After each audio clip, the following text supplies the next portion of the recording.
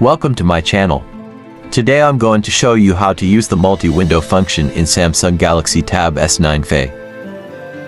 Tap the Recent Apps button. Tap the respective app icon above the wanted app window.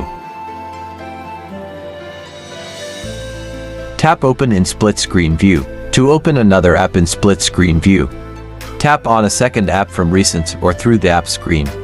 The apps will display next to one another, and you can use both at the same time. If you tap on the blue line at the top of the application, a menu will appear. If you tap on X mark, the window will close. Next, the arrows will make the window on full screen.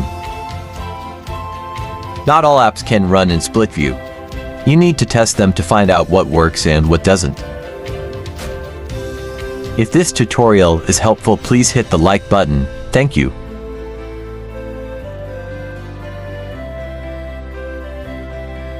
Tap the blue bar and in the menu the first icon from the left will open the app menu if you want to search for apps. And if you click on the following icon, you will be able to move the window or change its size. That's all for today. Thanks for watching, and I'll wait for you on my channel. Goodbye.